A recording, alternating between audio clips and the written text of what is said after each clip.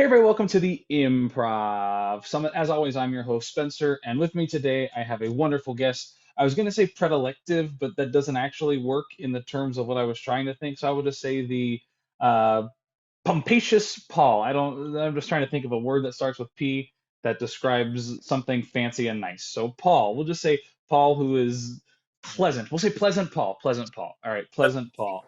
that's good because I didn't know what those first two words meant, so I didn't know what you were saying to me. I think the second one I made up. So, Pompacious? yeah, pumpacious. I don't think that's a Does word. that mean like as Pompeii means like I'm buried in lava or something? I guess Pompeian. I'm pomp Um, I'm pompacious. I am subject to volcanic eruptions. subject to eruption There you go. at any time, subject to exploding. Anyway, how's it going, Paul? How are you? I'm fantastic, man. Great, great, great. Well, let's dive right in, shall we? Enough about Let's me, do it. which, everyone knows all of my problems and all my not problems and all. What's the opposite of a problem? A solution. Everyone knows my problems and my solutions. So let's dive in and talk about your problems and your solutions, shall we? Here on Improv Therapy. Just kidding. All right, so let's dive in. What is your relationship to improv? Whatever that means to you, your improv experience, your relationship to improv, whatever you want to talk about. I don't know. I feel like I've had a predilection to improvising ever since I was young, and just enjoyed making up stuff, especially songs too. I love music improv, and I just remember even in elementary school, I learned how to beatbox. Kind of, I'm not great at it, but I could fake it pretty well, and that was I was able just to kind of like free flow a little bit and just kind of like riff in the beatbox sphere. And my first introduction to improv would have been in high school. My best friend Scott Walrath had a birthday party at a short form improv troupe, which is now defunct. Believe it or not, they don't all last. And it was called the Oxymorons in Scottsdale, Arizona. And I just remember watching them and just, and it was Mm-hmm. just this small local improv troupe, but to me, they were gods. Yeah, their ability to do that. And I remember like being in the audience, and one of the actors like kind of made fun of me, like riffed off something I was doing, and I was like, oh my gosh, he noticed me. And there was just something in my mind that was just like that. There's something there for me. I didn't know what it was. I didn't have that confidence. I didn't have that I'm going to go do it, or the audacity to think that I could do it. I thought that it was separate from me, but it was just something that I idolized just that first time. And so I went to see the Oxymorons a couple times in high school. Fast forward, the Oxymorons dissolves, and then one of the members of that group, called Jeff Rawls, created a troupe in its wake called the Jesters, and they formed somewhere early 2000s. I don't remember the exact history. Actually, him and his wife, they got married, and I think as the story goes, they should probably tell their own story. So if the facts are wrong and they see it, I'm sorry. But I think they said they were just on their honeymoon and kind of like, hey, what are we going to do with our lives? And they're like, hey, why don't we just start up an improv theater, Yeah, because we know how much money those make. as everyone And does. yeah, as you do. And so they started the Jesters, and it was a short form, like 90-minute show, kind of similar to like a Comedy Sports. If you know Comedy Sports, it didn't have the competition element, like we didn't do the refs and the teams and everything, but short form improv games. It was like an episode of more like Whose Line Is It Anyway, like an episode of Whose Line Is It Anyway. And so I remember hearing about them, and I was like, hey, that sounds like that group that I saw in high school, the Oxymorons. And I didn't make the connection until later that it was kind of an evolution of that troupe. So I just started going to their shows. I just became a super fan, and it was the type of thing where I was in the audience all the time, but really, maybe, maybe. Yeah. And anyway, but I went so much that, the owner started to know me. And of course, I would be the most active audience member. I was throwing out suggestions all the time. It was more like, notice me, please. Yeah, And sure. finally, the owner did. And yeah, he's like, hey, I think you would enjoy taking one of our improv classes. So I started taking improv there in 2008. And that was really my first official introduction to improv, and where I was in it as opposed to an observer of Mm-hmm. it. And I mean, I just loved the classes. I learned so much. And then within 6 months, the owner Jeff there invited me to start performing on the main stage, and then it just took off from there. And then I just ate, drank, and breathed that theater for a good 6 or 7 years. They did 4 shows a weekend. They had a great local following there in the kind of the Phoenix, Mesa, Scottsdale area. Great crowds, huge corporate client list. And so, I mean, I did hundreds and hundreds of corporate shows and team builders and all of that stuff, and really just cut my teeth. And not only as an improviser, but just as a performer and a comedic performer. And yeah, then ended up moving to LA. I didn't do a lot of improv. I took a couple classes at iOS. I don't know if you probably experienced to some degree, but it doesn't matter what your experience is. When you move to LA, you're level 0. And I had enough of an ego that I'm like, I just couldn't quite humble myself enough to go to any of the schools, to iOS or Second City or Groundlings or UCB, and just start at level 0, just to pay my dues. And so I didn't do a lot of official improv when I moved out to LA in terms of the classes. I think I took 2 classes at iOS and then was done.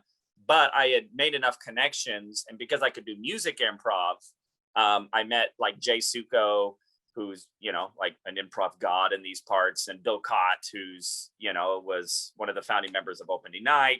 And they knew me, and they had performed with me, so they knew I knew what I was doing.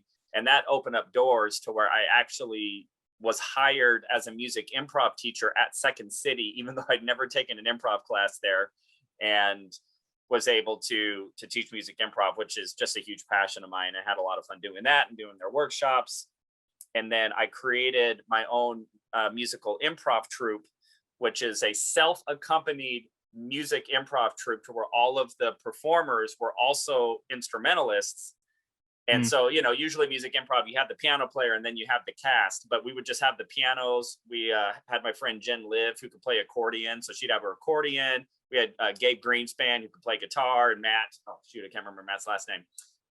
Matt, he's gonna kill me, I can't remember his last name. Also like a really good guitar player. And we had Jackie Emerson, who could play guitar and like play ukulele. And so we would just kind of toss the instruments around as we're building the musical narrative, which was super fun, and did that for a while. And then so there you go.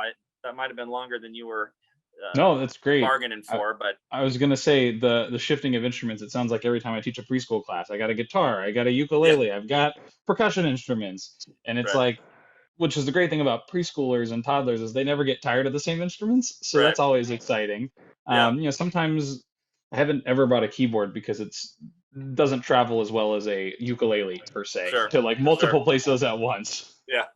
But yeah, I was gonna say I want to dive into my next question, which usually what do you love about improv? But we don't talk a lot about musical improv on this show.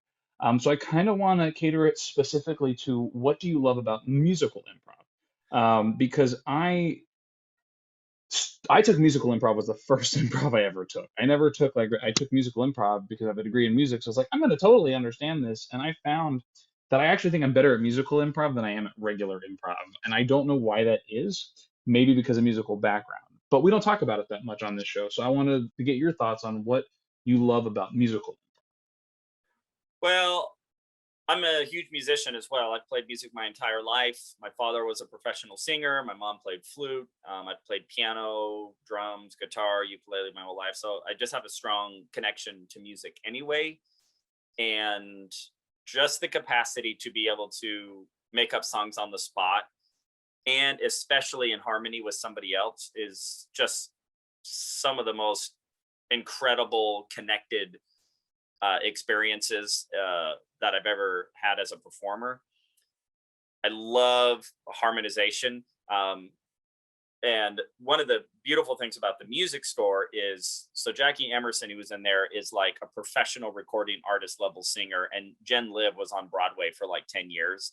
And they just have a set of pipes like you wouldn't believe. And they're such good singers. I'm a Yeah. passable singer. I've never really like trained to be like really, really good, but I have an I've ear for taken it. musical improv with Jen. She's great. Oh my gosh. Yeah. I mean, she's unbelievable. And just being able to feel that energy of the music while you're in the middle of a narrative and it's off the top and you're just connecting and you're Mhm. finding harmonies together, and you know it's just all spontaneous. It could fall apart at any moment, which is always Mhm. the That's always the the joy of best part improv. too. Yeah. I remember doing a 3-person show with just me, Jen, and Jackie, and we had the instruments and everything, but just one scene, we did it in a cappella, and we did a 3-part harmonized a cappella song in the middle of this narrative, and it was just unbelievable as we're just improvising 3-part Yeah, harmonies, and it was just so cool and so fun. which I So don't think people realize how difficult acapella is. That's coming. yeah. I did competitive acapella for 5 years, Oh, look at you. and those are where you practice for months on end the same 3 songs so you can get them good for competition. But to improvise music is difficult. But to improvise music a cappella, because the harmonies are going to be a lot more specific than they would be if you have some kind of accompaniment, because you can't hide the harmonies as much when there's no backing to it. Yeah. Yeah. So yeah, I So mean, it bless you was, for doing musical a cappella yeah, improv. improvised 3-part yeah, a cappella improvised. So yeah, it's just a passion of mine. Music speaks to my soul, and so does improv and all of that. So just to be able to combine all of those elements on the stage at one time yeah, what just a very unique and fun experience for sure. That's awesome.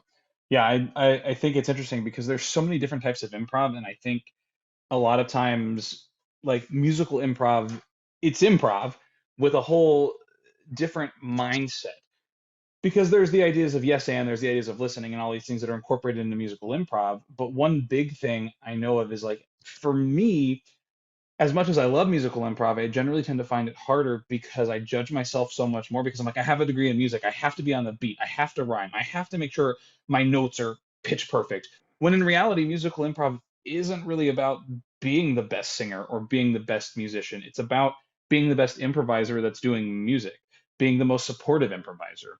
And so I think that that's something where a lot of people get really nervous about doing musical improv, because people have actually before, which is the reason why I've done the improv summit, have asked me if they need to be a good singer to do musical improv. And the answer is no. I mean, generally, people who are good singers or musicians tend to like it more, I think, because it speaks to their music brain. But you don't have to play instruments. You don't have to be a good singer. You just have to want to do it. And I think that that's something that people often seem to forget when it comes to musical improv specifically. Yeah, probably one of my favorite music improvisers was a guy back in Arizona who was pretty much tone deaf, and the audience loved him more than Hmm. the musicians on stage. And it's an interesting dichotomy, because you would think that people could hold a pitch and are really good singers, but I think it's challenging to keep the ego in check and to not be judgmental. And what's like one of the primary elements that we always talk about in improv, like you got to keep your ego in check, and you can't judge. You cannot judge the other character. Like, you're on the same team. So if you have a singer or a musician who's a objectively more talented and accomplished musician who's improvising with somebody who's objectively less musical or adapted music, it's it can be a lot more challenging for the more talented person to keep the ego and the judgment in check, which of course then ruins the cohesion and whatever. And the audience doesn't care. I mean, the audience is there for the emotional connection, right? And Sure, I mean, if you're a great singer, it's impressive, but if you lose the emotional connection, or if you're coming from a place from ego, the audience is going to pull back anyway. Mm-hmm. And so yeah, there was just this performer, his name was John Coughlin, and I just remember doing music improv with him, and I was objectively the better musician and the better singer, but he would connect with the audience a lot of times more effectively than I would, because sometimes I would let my ego get in the way, and I would be kind of showing off a little bit, like, well, look at, I'm actually singing well. You know what I mean? Mm-hmm. Yeah. Which the audience doesn't really care about. They don't I care mean, at all. it's a nice element, but what they care about is the emotional authenticity. I mean, that's why Mm-hmm. theater exists, is people want to feel something.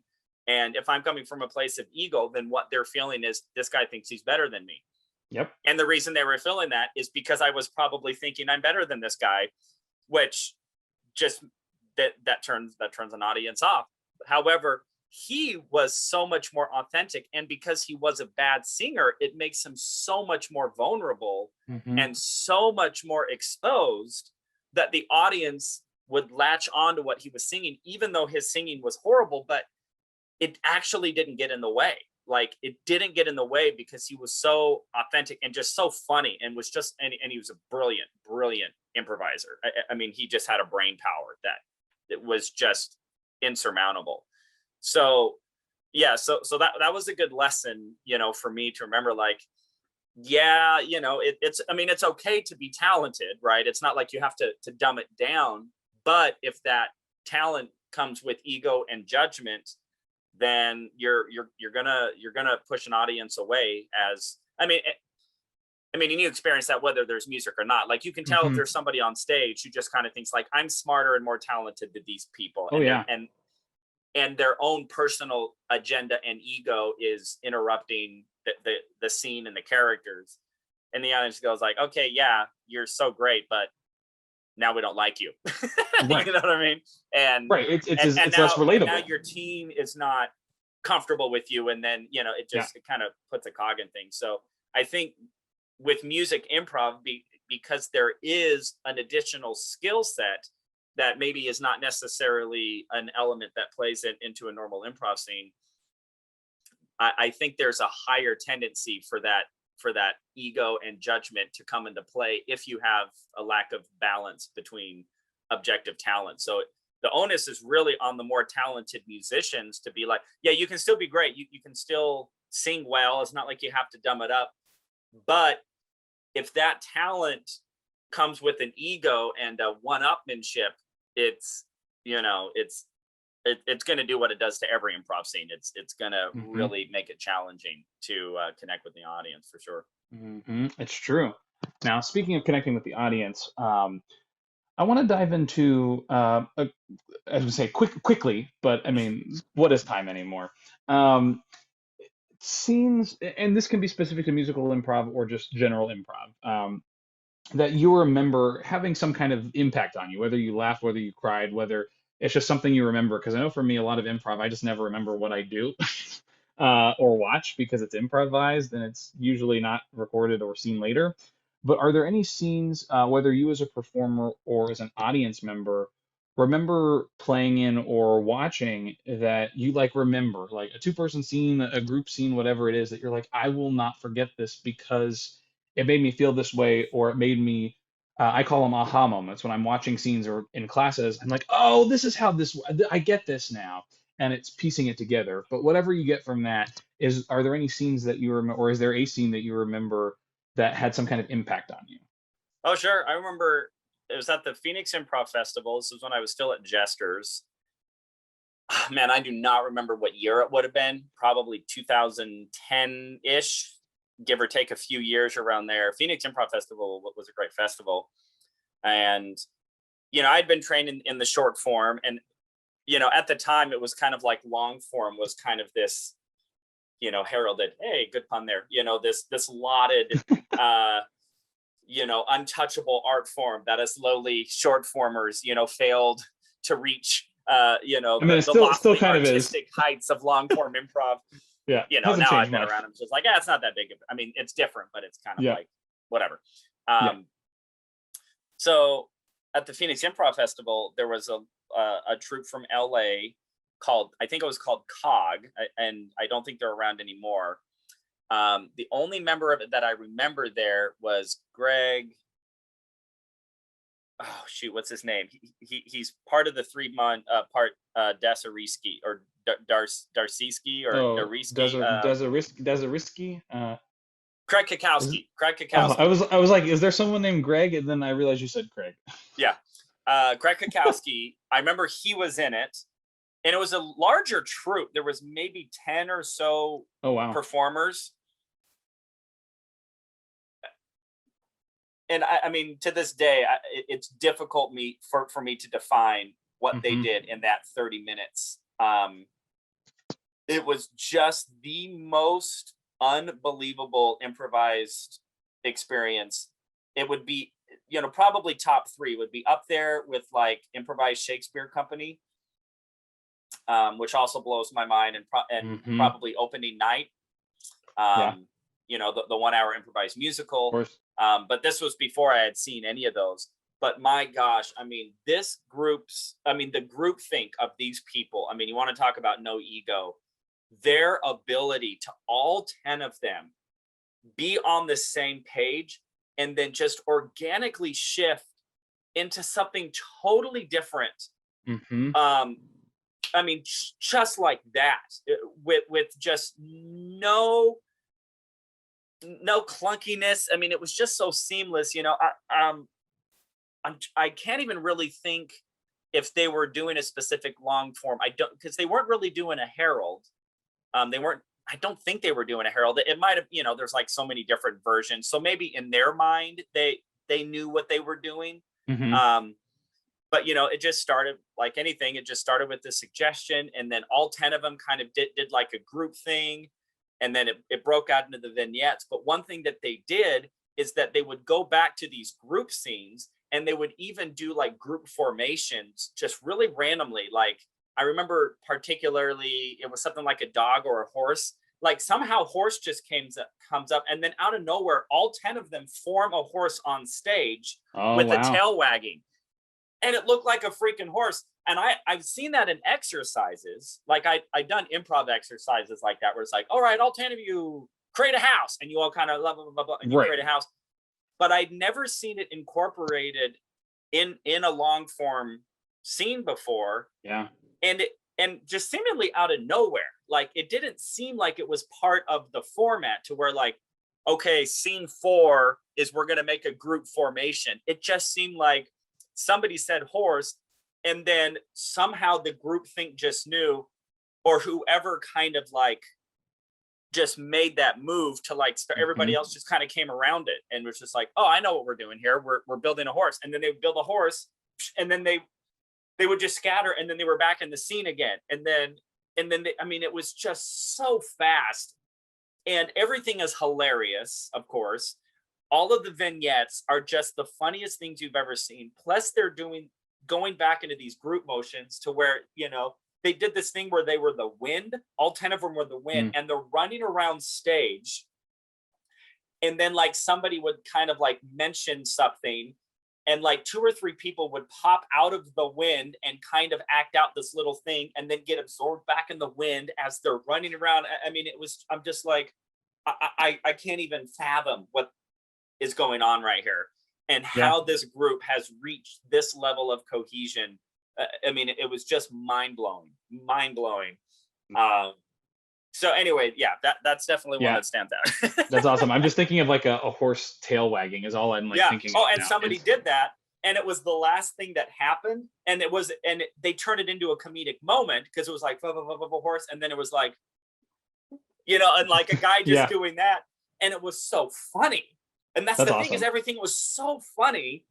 And it's like, how did that guy know that he was the tail? You know what I mean? Like, and knew that it would be a comedic moment. And everybody else knew, like, no, in this scene, I'm just the feet, and like, I'm just the head or whatever. But it's like, but this guy is like, nope, that's the tail. And we get to do the waving of the tail for this really funny comedic, moment. Yeah. And then it just dissipates and it's done. And then they were just on, and they just knew whatever was next. You know what I mean? That's awesome. Really.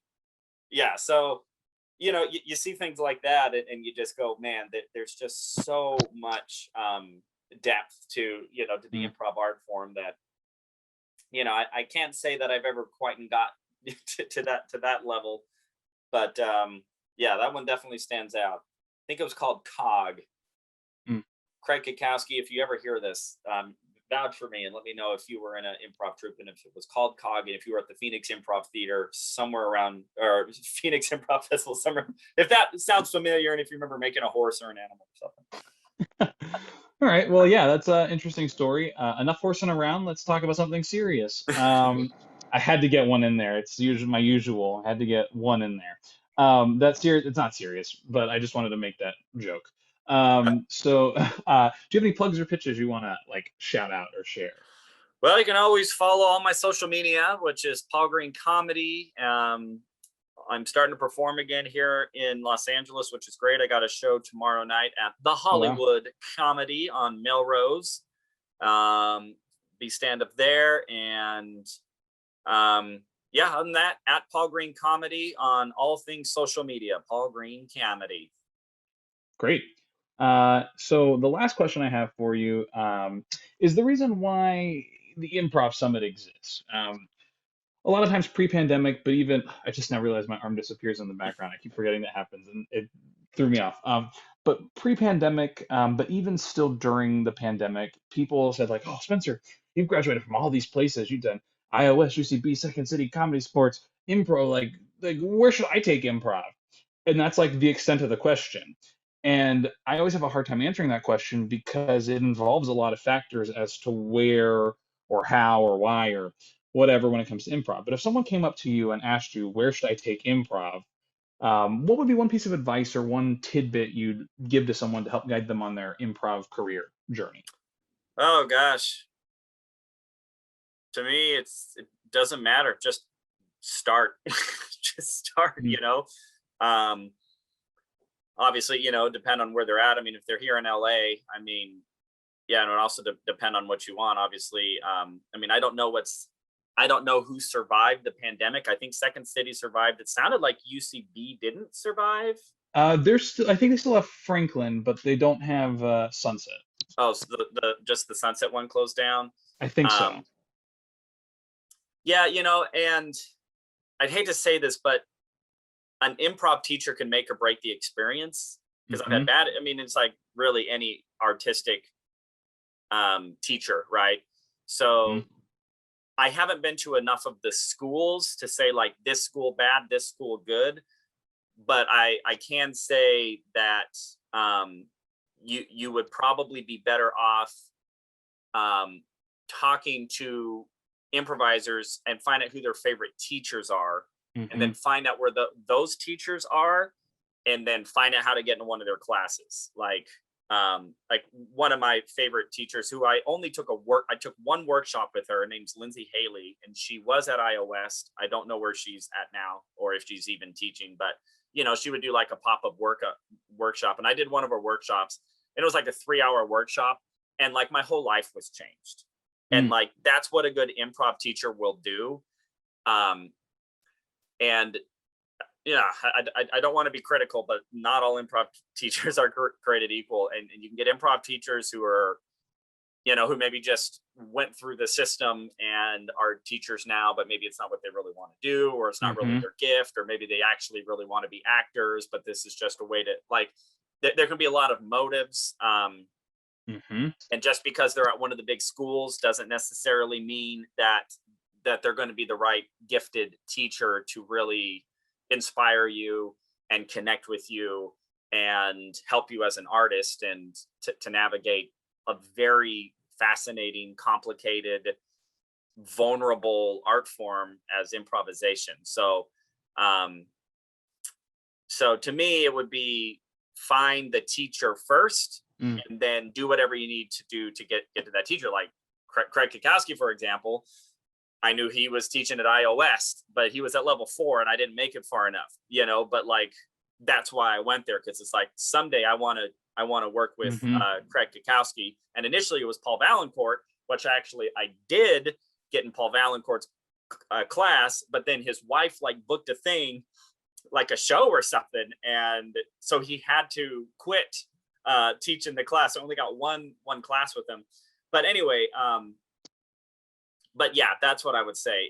It you know, the schools, I mean, you could argue all day about what improv school has the best curriculum. Is it the UCB Mm-hmm. method? Is it the Second City method? Is it, well, iOS is now defunct, obviously. Is it the Groundlings? And they all kind of have their own objective and agendas and approach to improv. But I would say at the end of the day, regardless of what the curriculum is, if the teacher doesn't connect with you, it doesn't matter what the school of thought is or what the methodology is or the curriculum is, you may end up you have a higher probability of having a bad experience than if you just end up with one of those like gifted teachers. And there are some gifted, unbelievable improv teachers who will, like, you know, they'll teach you a little about improv, but a whole lot about life and about yourself. And that to me is where improv is just really a remarkable art form, is it can just go so much deeper than, oh, we're making up stuff on the spot, you know, in scene. It's like, yeah, it's an iceberg, man. It's like, that's just the top 10% of it. And finding those teachers who really understand the depth of what's underneath that and the life skill, and it's really an approach to life, so much more than it is just a performance art, and something that, I mean, you know, how many people are actually going to go on and be like, you know, actors or performers or even improvisers themselves? But if you get a really gifted teacher, those lessons will influence your relationships, your job, your career, your other hobbies, your other pursuits, just how you approach life. At least I'm speaking for myself, obviously, but that's only if, in my experience, if you find one of those few gifted teachers. So there you go. Yeah, That's I my think advice. that's great advice. I think that's something to also be aware of, is sometimes you may think it's the school, but in fact it might be the teacher, but also it could be the school. Then there's teachers that, there's a whole lot to it. So I think that's great. Thanks so much for joining me. I know I said that was the last question I had for you, but It was a as usual, lie. it was a lie. As usual, I'm a big old liar. So I do have another question for you, and that question is: we've been gabbing. See, I use a new one there, a new word. We've been gabbing a lot about improv. You want to do some improv? Heck yeah. All right, let's do it. Yes, and I do. I do too. So I'm going to give you a word in the chat that is such an unspecific suggestion, Okay. and we're going to see if we can come up. We're not going to do any improv casting. We're just going to choose who's going to initiate, and we're going to go from there based on this suggestion that I'm putting in the chat. Okay. So here is the suggestion coming into the chat of a very non-specific thing at all. There Is the suggestion.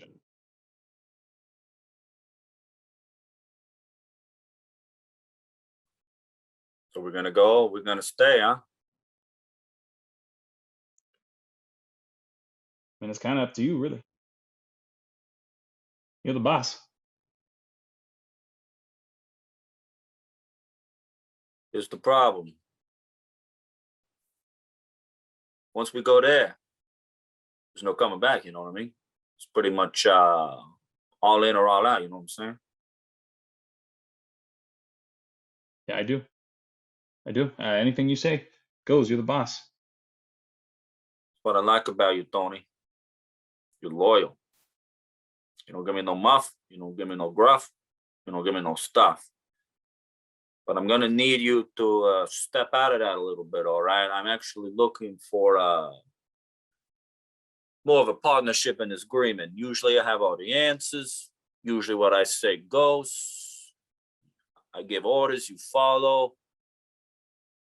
But I feel like I could use a little bit more of a, you know, what's the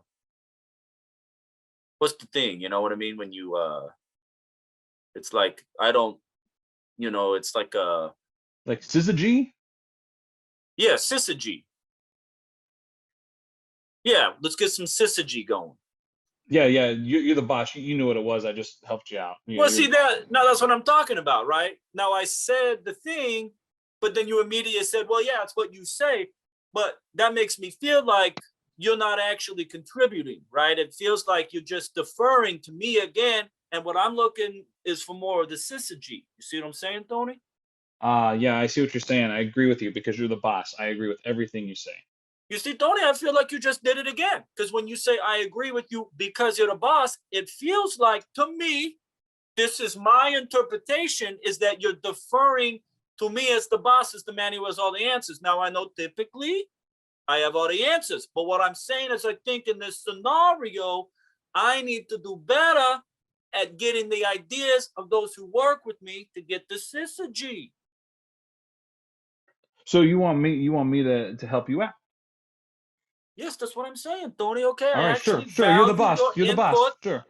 I value your input as an independently thinking individual who happens to be part of a cohesive unit. Great. Well, I'm glad you value my input because you're the boss. So anything Okay, you you want, just did I'm it glad. again. Okay, I'm going to make a rule. Okay, so for this one moment, I'm going to be the boss, but then I'm not the boss anymore. Okay, we're Right, you're the like boss. Right, co-bosses. Okay, I'm a right. You're the co-boss. boss. You're a co-boss. Okay? Anything you say, boss. Okay. Oh, see, there you go. You did it again. So I'm going to say for the next 5 minutes, you cannot refer to me as the boss. You can only refer to me as co-boss. Or if you want, you can just call me Larry. You got it. You're in charge. You're in charge. Anything you say, you're in charge. I got it. Tony, I don't feel like you got it. Because when you say you're in charge, that infers that I'm making all the decisions and I want to get the syzygy, and I can't get the syzygy if you are not vulnerable to contribute your own individualism. Yeah, you're right. You're right. The decision is ours because that's what you want. So I will make sure that the decision is ours, sir, the one in charge.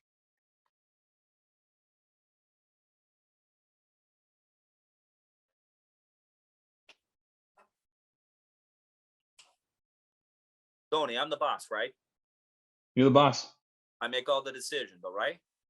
Yes, boss. Yes. So here's my decision. For the next 5 minutes, you are the boss and I am your subordinate. So everything that you say is going to be as though you're the boss and I am not the boss. So as the boss, how would you speak to me? Yeah, that makes sense. You're the boss. Anything you want, I will definitely. I'll No, be in you charge. did it The again. boss. You did it again. I'm not the boss. You the boss. You the boss. Say it. I'm the boss. I'm the boss. If that's what you There you want, because you're the go. boss. If that's what you want, because you're the boss, I'll say it. I'll say whatever you Don't want. do the second part. Just do the first part. We're going to take this one step at a time. I only want you to say one thing. Repeat after me. I'm the boss. I'm the boss with your permission Stop. because you're in Stop. charge. Stop. Stop. You went too far. You Ah, went too far. You didn't do what I said. Am I the boss or am I the boss? you're the boss. Okay. For this moment, only for this moment, I'm the boss. But once I say this thing, then you only say what I tell you to say, okay? And then you Right, don't because say you're the anything boss. else. Right, you're the Okay. boss. Yeah. I want you to say, and then don't say anything else, I'm the boss. You're the boss. So I will say I'm No, the boss. I'm the So, boss. yes, you are the boss. Oh, no, I don't want you to repeat these words exactly. Don't mess any of them up. Don't swip them around. No swipping. Okay? I'm the boss. Yes, you are the boss. No, you're not hearing me, Tony. Tony, we're never going to get syzygy if you don't understand. You know, You'll, I didn't want to do this. I didn't want to take over the family business, okay? I didn't want to get into this life of crime, okay? Really, all I wanted to do, I just wanted to be a baker, Tony, okay? And now I can't even get a cohesive unit to where I can experience the synergy. if you want to quit, you're the boss. You can do whatever you want. Just quit, then I'll be the boss.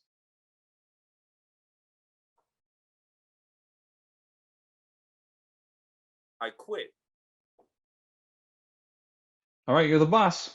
Ah, son of a... See.